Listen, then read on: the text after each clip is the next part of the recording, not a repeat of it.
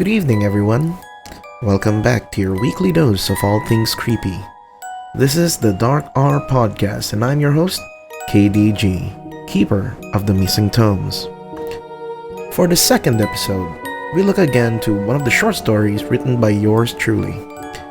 Tonight's tale deals with two friends who are trying to enjoy what's left in the world while discussing what they love most: horror. Hey, if it's the end of the world, you have to enjoy the little things.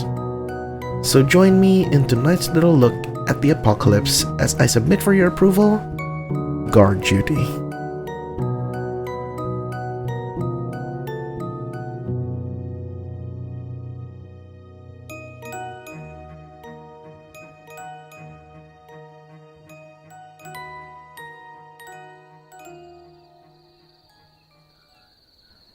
I don't know, man. One of the best songs used in a zombie movie was definitely Don't Stop Me Now in Shaun of the Dead. Bill scoffed at Ben's opinion. Well, no, man, sure, the song psychs you up, but so does every Queen song, he retorted, looking down at the scope of his rifle again.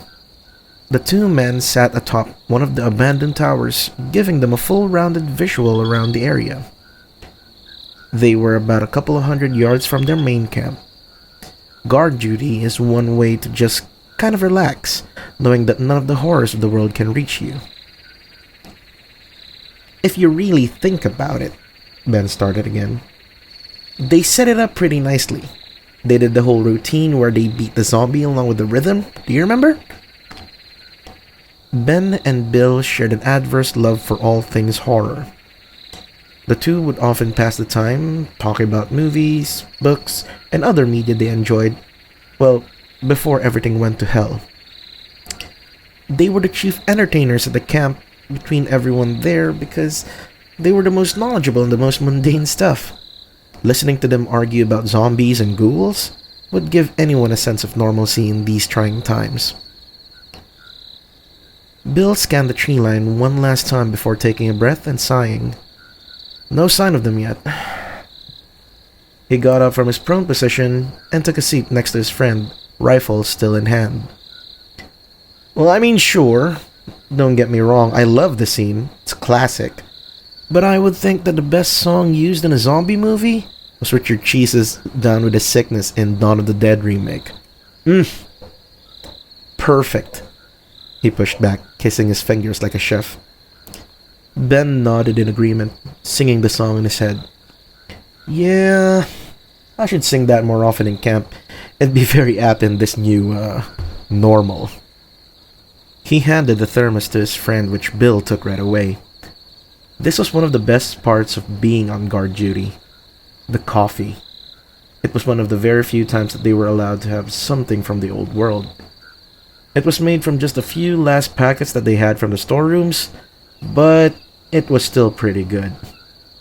Supplies are dwindling recently because the foragers couldn't be bothered to go out more often.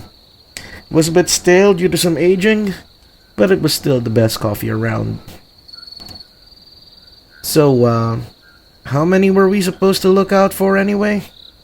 Bill asked, changing the subject. The coffee coursed through him like lightning, giving him that all too familiar boost that he missed. It was just past 8 o'clock according to his trusty wristwatch. May it never run out of batteries, he often hoped. I keep telling them not to stray too damn far, but they just won't listen, Bill continues, his disdain for the foragers no longer masked. He knew his secret was safe with Ben. Ben took a sip from his cup and tried to remember their instructions. He put his cup down and took out his notepad. He jots down notes to keep himself sane in this chaos. A little semblance of order in the middle of a sea of absurdity. He reads the latest note he penned a few hours ago. Well, from their last radio in, they said they found some strays by the edge of town. All in all, between the foragers and the strays, I say, 5 in total, Ben says, showing his notes to his friend. The two stay quiet as they pondered about that number. There was a rule that people who head outside camp shouldn't be more than groups of 3. This way, if they all turn, the home team can handle the away team coming back. They keep a piece of their memory once they turn.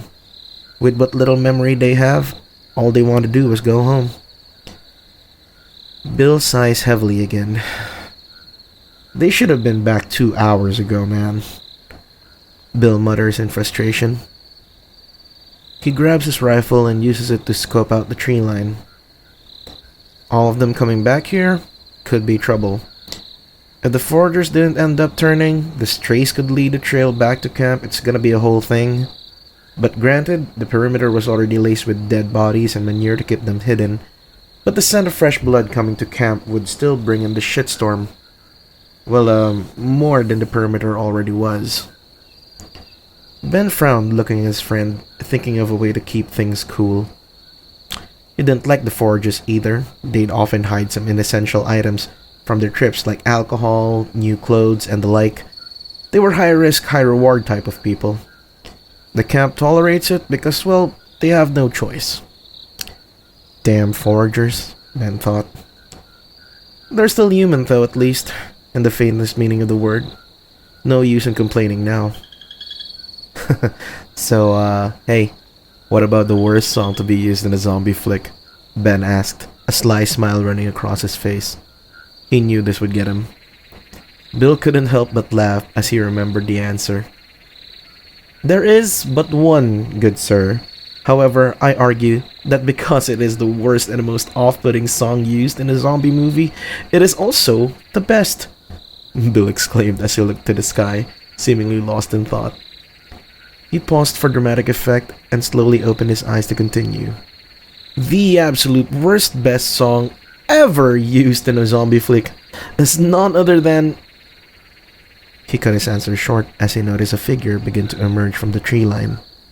They both shouldered their rifles and went prone. They each held their breath as they surveyed the tree line for any other movement. You know the drill, right? Bill calls out. Highest kill count gets extra rations, I know, Ben answers.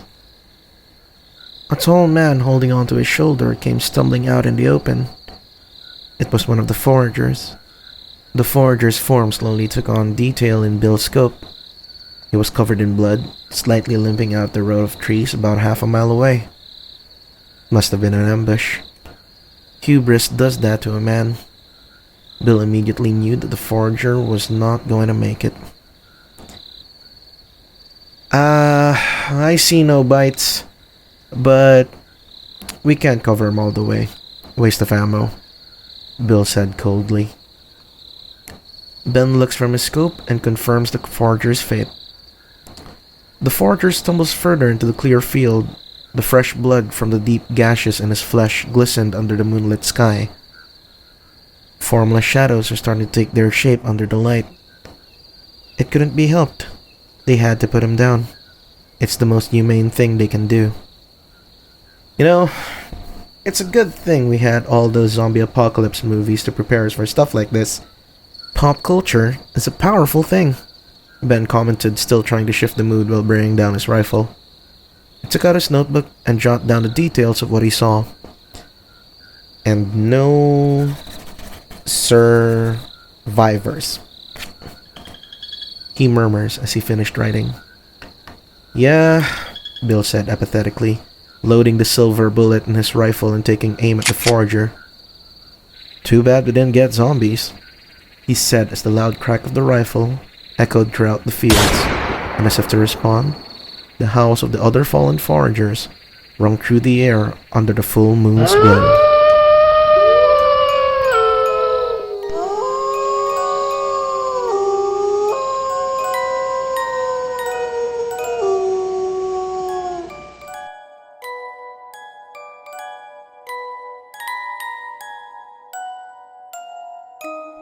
Well, that was unexpected. But I did say it before and I'll say it again. If you want an apocalypse, I would rather have a werewolf apocalypse. Zombies, as much as I love them, are a bit played out in my honest opinion. But they are kind of getting a bit of a resurgence recently because of Army of the Dead. So zombies are still up in the air. Probably. But I don't really hate the development of it all. Should be good. But that brings us again to the end of the night as we close the door to this mausoleum of stories. Join us again next week for our first ever discussion-focused episode where I tackle the basics of an aswang. Until next time, this has been KDG, wishing everyone a good fright and good night.